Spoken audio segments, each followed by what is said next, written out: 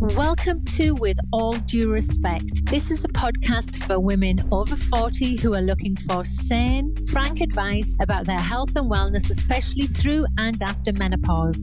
I'm Amanda Thebe, a personal trainer and nutrition coach, and the author of the best-selling book, Menopocalypse: How I Learned to Thrive During Menopause and How You Can Too. I'd love you to join me every week as I chew the fat with some fab guests on hot topics that directly impact you. I also know the power of conversation is lost, and there's nothing better than sitting down for a natter with your mate and putting the world to rights. And that's exactly what I'll be doing with this podcast. We'll really get to know my guests, warts and all.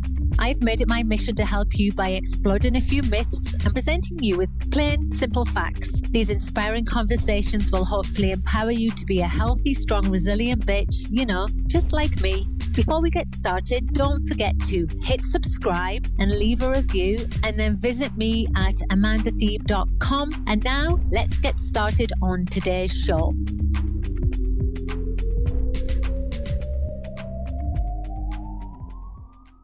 Hi, everyone, and welcome back to this week's episode of With All Due Respect. I am joined by Dr. Liz Riordan today. Liz is a breast cancer surgeon and a breast cancer survivor, and we're going to talk today about her story, how she had to completely reevaluate where she was going in life, ending up leaving her job as a breast surgeon, helping women with breast cancer, and then having breast cancer herself. And now has become one of the most fierce champions for breast cancer survivors that I know. And I'm really excited to have you on the show today. Welcome, Liz. Thanks, Amanda. Thanks for asking me. So we became connected through social media, like nearly every other connection that I have these days. I'm really drawn to your message. I'm drawn to you in a number of ways. First of all, because you're frank and forthright, a little bit like myself. You're not looking for conflict, but you're also like, you really want the truth to get out there for women. Yeah. And I really appreciate that. I love the fact that you've embraced the color yellow. It makes me so happy every time I see you in something. She's wearing yellow today if you're watching. And in addition to this, you're very honest and vulnerable. And I think that that's one of the most charming things about you. And it's why people, because it's hard, right? And you've been through some things, and we're going to talk about that next. But I really do appreciate, and it doesn't go unnoticed, I don't think, by the people that watch you, that when you say I'm not doing well, this is hard for me today. That's when people are drawn to you, because they're like, look, things don't always go to plan. Things aren't always. I think social media is so often people showing us the glossiest seconds of their days. And it's really hard to show, actually, I'm not feeling great, I'm struggling. You don't want people to know, but we have to remember that what we see online isn't real, is it? No, it's not. And I know I had to make that leap as well when I started talking about my menopause and perimenopause. I was like, I can't keep glossing over this. I have to and then once you're in, you're 100% in. I think that's And I felt, I do a lot, and I intimidate people. They may think I'm a superwoman and think, well, how can I ever be part of what Liz is? And that's why it's really important to show I'm not like that all the while. I have good days and bad, so you don't put people off.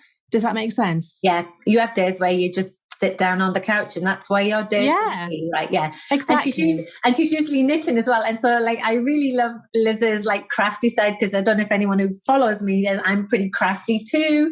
In fact, my Instagram account is crafty AF, because I didn't know that. It's small. It really, actually, I have it just for me, just to keep a record of things that I've made. But pandemic got me knitting again, crocheting again, and I've actually got one of the sewing patterns I'm going to make.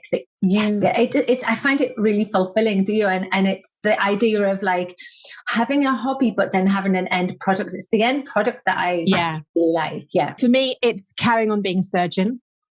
And it's something to do with my hands in the winter and the evening. And luckily, my husband thinks wool and fabric is free. Oh my God. If he knew. Let's not If he knew how much my stash cost. Yeah, it's all free. That's my story. My stash takes up about 4 Rubbermaid boxes. We don't talk about that yet. No. But I actually completely didn't associate you being a surgeon with you being so good at all of the crafts that you do. Okay, so can we go to that? Can we go to the beginning of the surgery? So what got you into medicine? What got you into wanting to be a breast surgeon? And then what was ultimately the decision process that you went through to stop doing it and where you are now? So my dad was a surgeon. My mum was a nurse. I grew up surrounded by medicine, and it was the only thing I wanted to do from when I was a little girl. I was just fascinated by the human body, and I loved the idea of helping people. And that's the cliche you're not meant to say at medical school, but it was true. And I loved the sciences. And so it was medicine. And I went to medical school in Cardiff in Wales for 5 years, and I fell in love with surgery. The minute I went into an operating theatre and I saw this man pick up a bowel from an abdomen and it was wriggling and he flicked it, I thought, wow, that is amazing. I need to be a part of this. The rugby boys were fainting with the smell of the blood, but no, this was it. I was going to say, you need a strong stomach. You do, but actually you do get used to it. I'm not great with vomit. I don't mind blood and maggots and feet and things. Although someone told me you pick your surgical speciality by the body fluid you mind the least, because you're going to see a lot of it. And I just loved, it was like the logic problem. You talk to someone and you think you know what's wrong with them. So you think they might have appendicitis. And then you do a couple of blood tests, but then you get to open them up and have a look and see if you're right. And if you are, and you fix them, they go home the next day smiling. And it was just that sense of, wow, this is incredible, what I can do with my hands.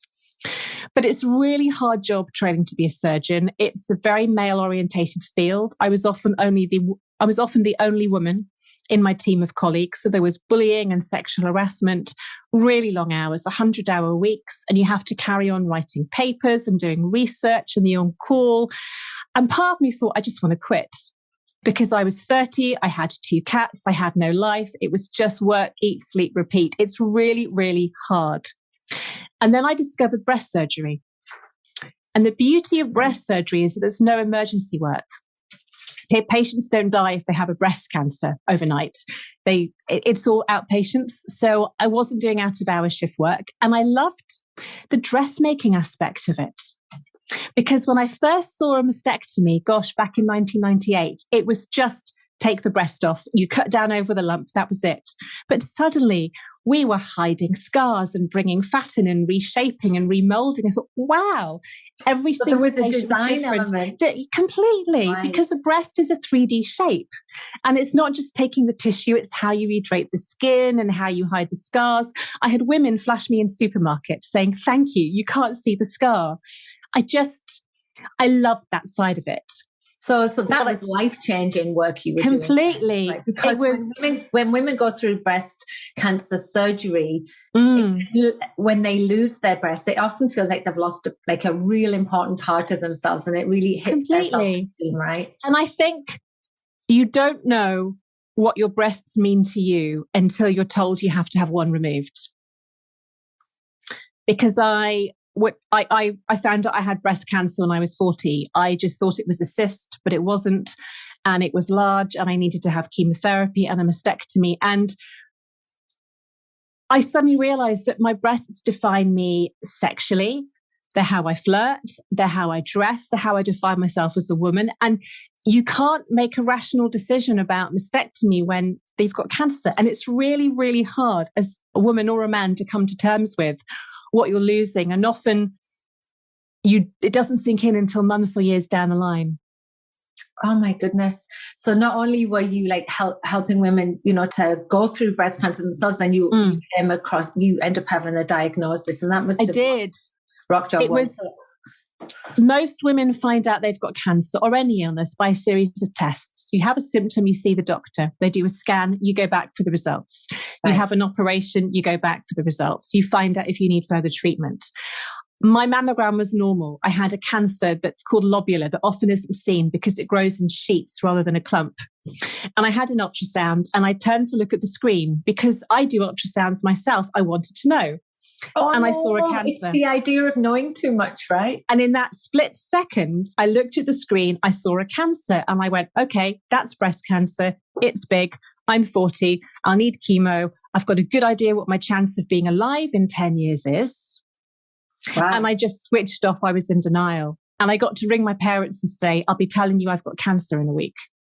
Don't be silly. No, I know I will. And they're medical. You already said that they were in the medical field. Yeah, but you never think your daughter's going to get it. There was no family history. And then my surgeon came in, and before we'd even did the biopsy, she said, think about where you want to be treated, because I'm not sure I can, because she was a close friend as well. Okay. And because I've looked after women who've died of breast cancer, I couldn't not see myself in their place. So it's almost like a light went off. Oh. And I was in denial. And it wasn't me going through chemotherapy. It was happening to someone else. Gosh, that must have been horrendous to go through. I mean, whenever I hear stories of women going through breast cancer, it just breaks my heart. But, you know, it also, I don't want to sound, I often don't know what to say in these situations, and I don't want to come across as being cliched, but when I actually see how resilient they are and how they get through it with grace, and it's just, I love it. I love to hear those conversations, because they, you know, they just are such amazingly strong women. And so, but you don't always have to be strong. And that's where I'm going with this, right? And it's okay not to feel strong as well. Completely. And I think it's whereas someone who chooses to run a marathon, who can't run, and they almost kill themselves slogging around that course. You don't choose to have cancer. It happens to you. You have no choice but to cope with treatment. And you're not necessarily feeling strong. You often feel like shit. I was a triathlete, and I couldn't walk up one flight of stairs without stopping to spit and breathe at the end of chemo. You just go through it. But if you've never had it, people can't imagine what it's like. And for me, it was putting on a brave face, because my brother was in Switzerland. My parents lived 400 miles away. A bit like everyone going through chemo during COVID. You can have a conversation on the phone, but if you cry about how bad you are, they can't come and give you a hug. Right. So you were protecting. So I would cry in the shower by myself when everyone had gone to work. And then I'd put on a brave face when I spoke. And it was probably the wrong thing to hide my parents from what I was going through. But I thought, you can't come and give me a hug. You can hug each other, but I'm left here crying. So I'll just, and there's no right way of going through it. No, I'm pretty sure there's not. And I was going to say, did you go through it alone essentially? Yeah. So chemo was really hard. I had no idea what to expect, even though I thought I knew. And I was the youngest person in the room by a good 20 years. And that the looks of sorrow and sadness, you think, oh my God, and she's so young and she's going through this. Whereas I'm thinking, I'm struggling. How are all these old people coping? Right. Yeah. And I did meet another breast cancer patient during surgery or radiotherapy. And it was online that I found my support network. It was Twitter that saved my life, really. Yeah, so you're super active on Twitter. I follow you. I really like the advocacy work that you're doing. And it definitely is like a beacon of hope, I think. Just the way you talk about things with this complete transparency and honesty. So at what stage did you think to yourself, I need to leave my job? Like, I can't do this anymore? Because that was a hard decision for you to make. It was awful. Your life's work, right? I had 9 months of treatment, and it took me a year to go back to work. And part of the reason I went back was because I'd written a book that was coming out, The Complete Guide to Breast Cancer. And I thought, I can't not be a breast surgeon with a book coming out about it. And I went back, and that was really, really hard, because when I would tell someone they had cancer, I was watching what myself or my husband must have looked like. And I wanted to give them a hug and say, yes, this is awful. But I couldn't, because I still had to be the bad guy. And I didn't want to operate because I knew you could get chronic pain because I had it. And it was really hard. And my colleagues didn't know how to interact around me, shielding me from difficult cases, or can we say that in front of her? It was really, really hard. But then in May 2018, just 2.5 years later, I'd got a nodule of scar tissue, and that turned out to be a local recurrence on my chest wall. So more surgery and more radiotherapy meant that I couldn't move my left arm properly. And that meant that I couldn't operate. And I had to say goodbye to the career I'd spent my life training to do. And I couldn't remember my last operation. I didn't know it was my last. And I just felt empty. I had no life. Right. That's a really important part of you just gone, right? And but taken away against your will. That's essentially it, right? And it's like the decision was removed from you. Yeah, I had no choice. And it was my identity. How do I define myself as a surgeon? And not only that, but I'd lost my estrogen, my female sex hormones. I'd lost my hair. I'd lost my breasts. I lost my ovaries. I think, am I still a woman? What do? I had no money coming in. It was really, really hard. Okay, wow. So you had to have your ovaries removed as well? Yeah, because my breast cancer came back on tamoxifen, I had to be made menopausal so I could go onto a drug called an aromatase inhibitor. And that either meant 3 or 4 years of injections to switch my ovaries off, which I had and I don't like, or having my ovaries removed. So I chose to have the surgery. Right. So it was a mitigation sort of strategy. And so you've left your job, you've gone into like this forced menopause, you're feeling sort of isolated and without direction. Yeah.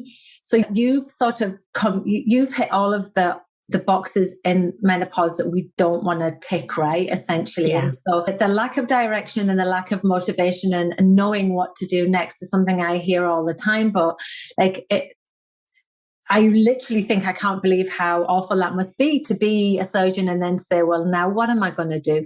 So I want to just go back a little bit to something you said, The Complete Guide to Menopause, the book, The Complete Cancer, that's Anisa's book. The Complete Guide to Menopause is our colleague Anise McCurdy. And that's a brilliant book. It is, yeah. The Complete Guide to Breast Cancer, and Liz is holding it up to the screen right now. Did you write that after you'd gone through breast cancer or prior to? I mean, I'm just wondering about the timing of... It's a great question. So when I was diagnosed, I bought 10 books because even though I'm a breast surgeon, I wanted to know what it was like for patients. And I had never been on a breast cancer forum as a surgeon, which is, I'm embarrassed to say, but I started looking for answers to questions. And I was amazed at the kind of things women were asking, like, is it safe to have sex during chemo, or will I make my husband's hair fall out? And I started talking privately to another professor, a doctor on Twitter, who I'd admired for years and years, who was actually having chemo on the same day as me, but no one knew she had it. She bought a different 10 books. And we realized there is so much misinformation. You see stories in the tabloids or miracle cures. And we thought we need to help people. The two of us have had every single treatment. So let's just explain what happens in a really calm, honest, simple language with a load of questions. And because we were scrabbling around on the internet for hours and hours and hours. And if we can just make one resource that would help women, then we've done something. So 2 seasoned professional doctors couldn't find the answers without having to scramble. So how, and that sort of like is a little bit of like a parallel story to how menopause is. We see that and so how is like the general population supposed to know? And I actually understand why they go down the alternative medicine route and they get drawn into other things because they're scared and they're desperate. And it's a sense of control, isn't it? You want to do something. But as I imagine as a doctor that you never let your mind go there because your work's grounded in science anyway. You already have that box ticked essentially. And so that was very interesting that you sort of had to then put yourself in the patient's shoes a little bit more. And I think it's also doctors tell you what will happen to you. We don't tell you how to cope. No. You may tell your breast care nurse, but often it's other friends, it's other patients, and it's patients who told me how to cope. And we just wanted to pass all that information on. And it's not a doctor's job to know because they are so busy trying to keep up to date with what is happening. Yeah, no, you're wrong. The scary thing for me is patients are on the internet believing influencers saying, spend £100 a month on this thing which will cure you. You think, that's bollocks. How can we help patients understand research and trials and the things they're being offered? It's really, we did an Instagram live. If anyone's listening to this podcast or watching, it's just on my feed. And it was a really important one.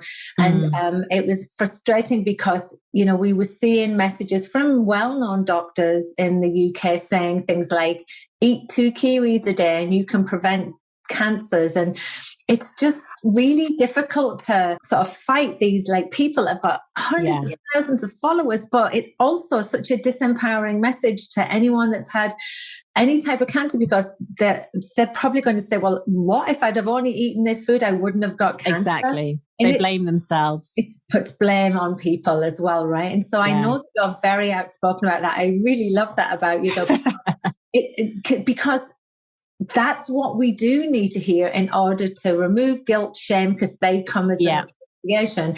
And then that empowers women. Exactly. Because then that says, okay, so what you're saying is, yeah, I can take care of my health through movement and exercise, but none of that will guarantee that cancer won't come back or that I won't get cancer. And I was a fit triathlete, and the co-author of my book was a vegan triathlete, and we both got breast cancer. We were two of the healthiest people. It can still happen. Yeah. So that's a really important message, because I know a lot of people after cancer will turn vegan, right? Yeah. They don't need to.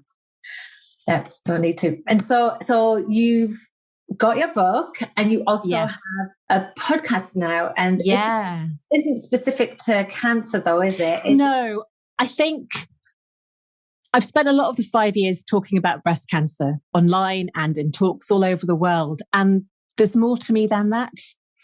And I didn't want to get stuck in a breast cancer rut for the next however many years I have. And I wanted just to talk about other things that really interest me and actually help everybody, not just breast cancer patients. Although it's really hard to claw your way out of a niche on Instagram.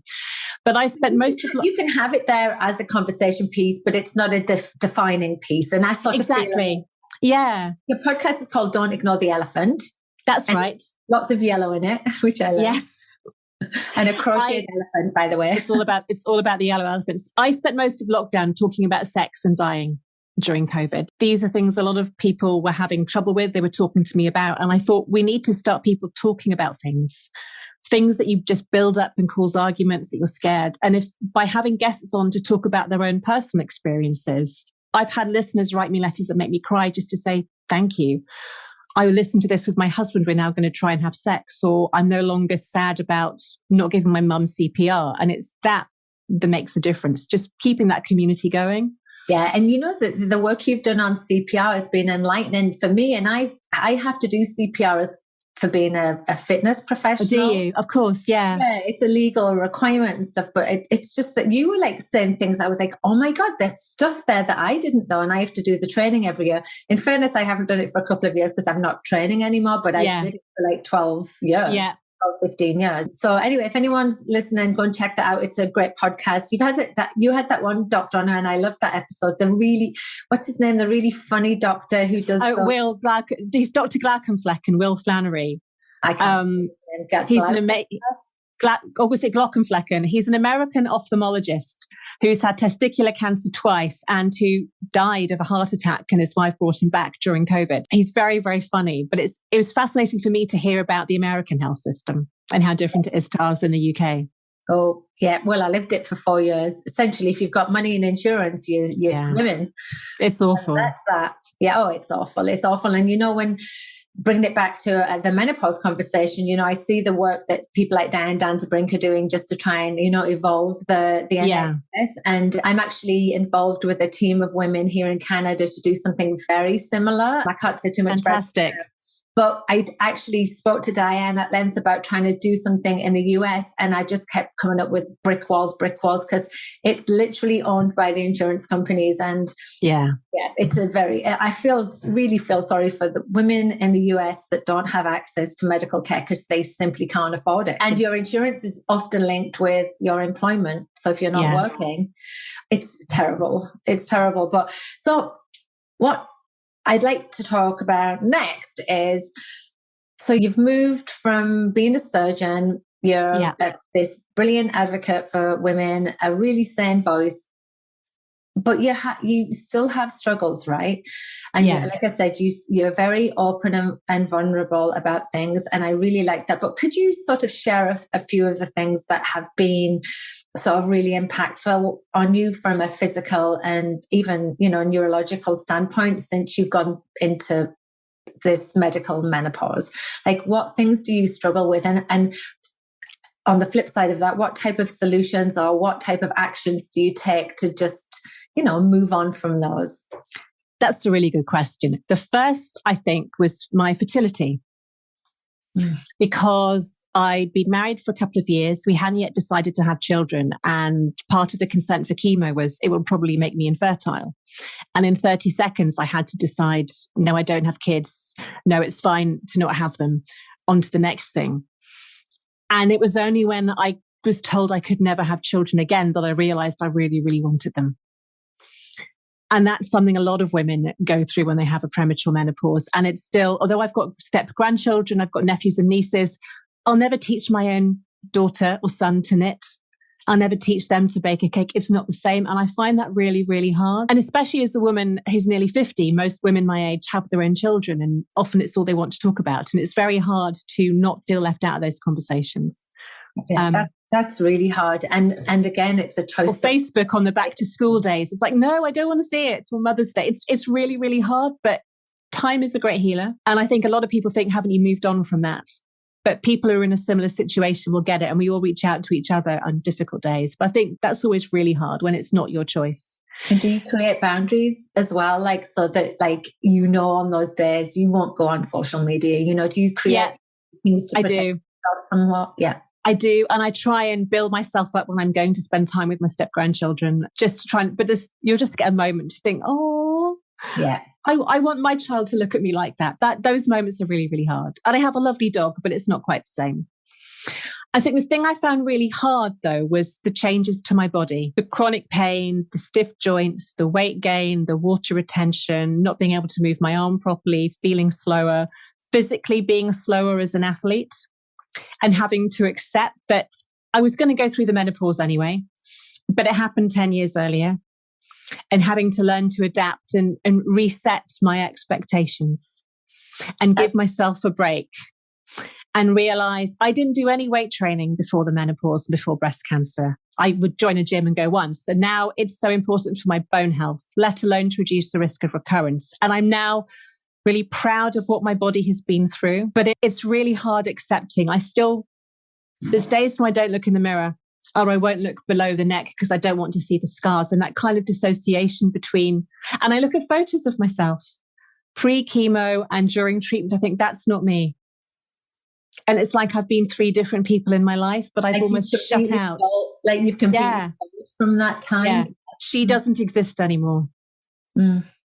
And maybe that's a protective mechanism that you... I think it is. Yeah. And, you know, I think it's really normal, and I think it's human nature to have those days where even if you haven't been through what you've been through, to be like, oh, I can't see that today. Whether that's correct or incorrect, I think it's human nature, and that the work can be done, you know, to evolve from that. But you've had this extra layer of this. I have.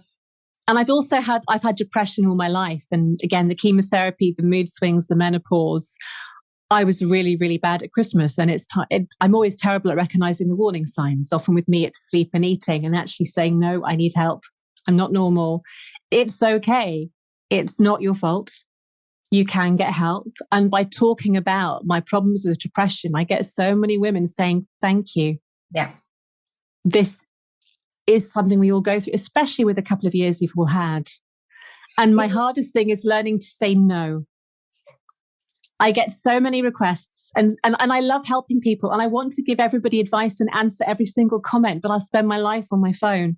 And it's realizing, and I'm not very good at doing this, drawing those barriers and saying, okay, I have to look after myself first so I can help. I've got to the stage now where I can do that. I've worked really hard as well. And I sometimes think that it came from a jaded standpoint, because there was the women that reached out generally wanting personal help, but then there'd be like other people looking at me going, well, she's got an inbuilt audience there. Why don't I jump on top of it? And I'd be like, hey, go away. And so I think once you say no once or twice, it becomes a little bit easier. And then and I make my choices based on my value system and how that fits in with the strengths that I've got. And it sort of has made those decisions to say yes or no a lot easier. Yeah. But, you know, going back to your talk about depression at Christmas, I could see it in your eyes. And anyone who's listening to this that's had depression, I had it terribly through perimenopause, and I'd never had it my whole life. So it was a new phenomena for me. Yeah. But I could see it in your eyes, and I was like, oh, yeah, it made me go, so the light goes out and you can't see it. Yeah, but the people around you, I bet your husband recognized it, right? I bet your husband was like, this woman needs support again. Yeah. Yeah. And I've become very good at hiding it. I think when you've had depression a lot, you don't want other people to know. And often when I'm at my smiliest, especially when I was at work, is when I'm at my most depressed. It's like kind of that mask. I'm fine, leave me alone. No one needs to know. And then it's a real shock when you do tell them. Yeah. And sometimes people just can't handle it and don't want to know, and it pushes them away from you. I know it's really hard place to be, for sure. So you said that one of the things that you struggled with was, the joints and the lack of mobility. But I want to sort of like pick the conversation up just a bit more. A bit more uplifting. So you found. I'm a lifelong runner, and I actually like running because it's the head thing. You're mad. Running, I hate running. Well, I can't run at the moment. I've got Achilles tendonitis that I've had for 5 months, I'm like learning to adapt. I'll go on. But anyway, strength training is the linchpin of everything I do. And that I'm always like drawn to people that like really appreciate the benefits of it. So, I saw a picture that you posted it with you doing a gun show, sexy woman. The reason I did that, I thought, right, I hate looking at pictures of fit athletes thinking I could look like that, but I've never been asked to put the work in, especially the diet. But I'd complain, I don't like myself, I'm not doing it. So I got an amazing online coach through lockdown, and most of it was done with resistance bands and a couple of dumbbells. And I ate properly, and I tracked my calories, and I trebled the amount of protein I was eating. And 3 years after breast cancer, being menopausal, I lost 10 kilos and I got in the shape of my life. And I wanted to prove that anybody can do it. And it was so empowering to think age is not a barrier to looking fit and feeling strong. No, and you can define how it looks. Yeah. Like you can decide how you're going to age. And what's, I think, missing from the conversation, it's not missing, I don't want to say that because I know lots of us are talking about it, but it's not up there at the forefront. The mainstream media aren't talking about it. No, and it's that how you harness your life in mid-health is one of the biggest indicators of your longevity and long-term health, right? And so even women that say to me, well, I can only work out for 2 minutes, I'm always too tired and there's no point doing it through, and I keep repeating, it doesn't matter if it doesn't feel like it's doing very much, and it doesn't matter that you're not seeing great changes, you're doing something really positive for your overall health, and that's sometimes not enough for women, but it really is so huge, and you've just sort of confirmed that. Just 10 minutes of really fast, sweaty walking a day is enough to delay the onset of so many aging diseases. Yeah. It's that simple. It's super simple. And walking's being studied ad nauseum. There's so many studies out there that we can throw at women to show, and it's underrated in my opinion. The strength training, did you find, so when you have mastectomy and it can definitely sort of halt range of motion through the shoulders. And I know that I've worked with breast cancer survivors. Did you find that your range of motion improved with I did. I had almost a frozen shoulder on the left-hand side. It was very limited. And I hate, because I'm used to being strong and I want to lift heavy weights. And I had to start with 1 kilogram dumbbells to do a lateral raise and a shoulder press. But this is ridiculous. I can lift much heavier. But they said, no, stick with a really light weight. And in about 6 months, my radiotherapy scarring improved. My range of movement improved. I got stronger. I was lifting the weights. It is the best thing I have done to keep my shoulder active.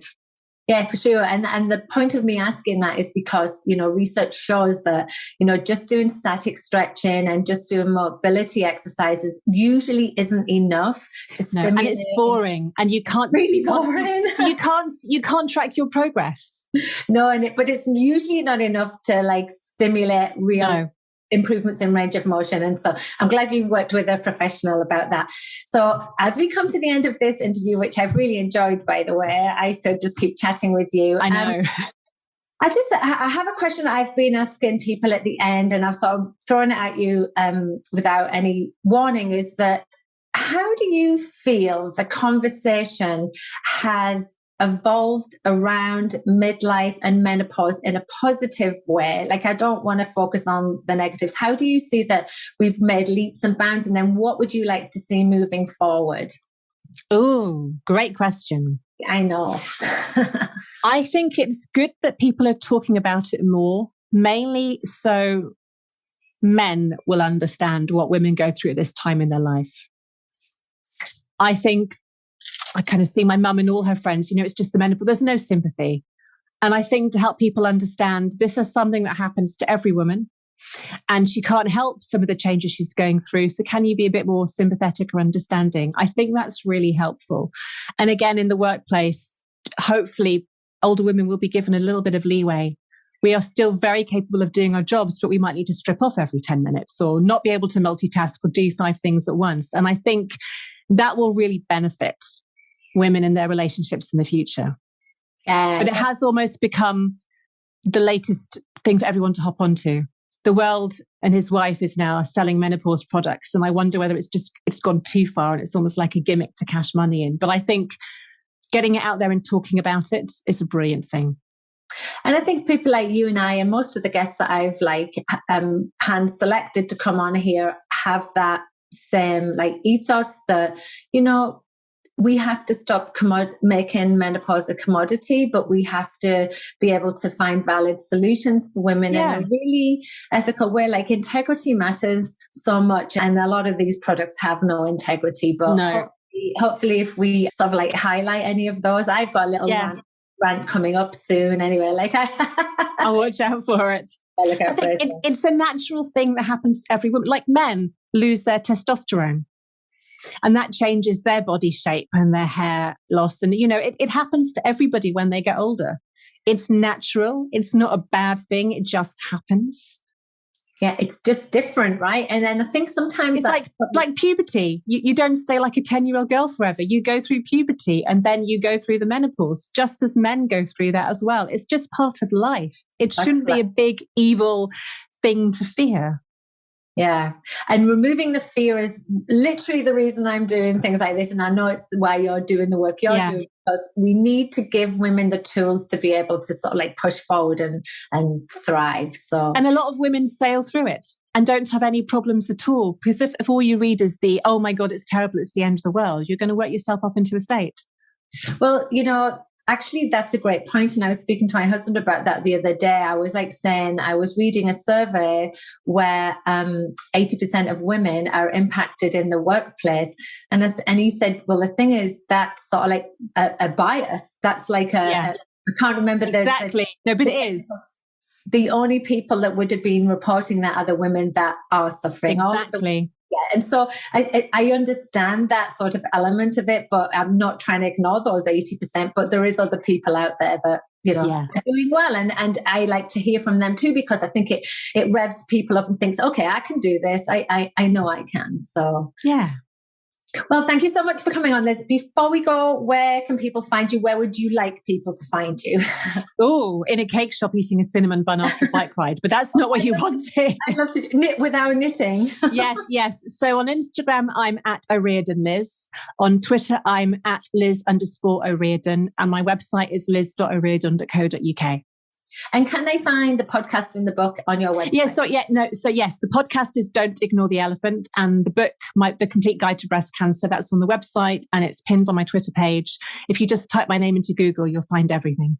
Great. And I will link into the show notes too, so people will scramble around. Thank you so much for joining us today. Thanks, Amanda. Bye, everyone. Bye. Thank you so much for listening to the show. If you like what you hear, then why not subscribe to this podcast and leave me a review?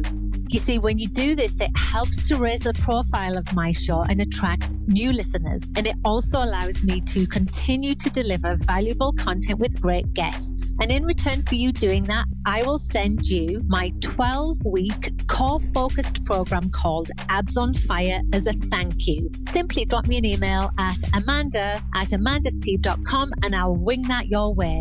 Bye.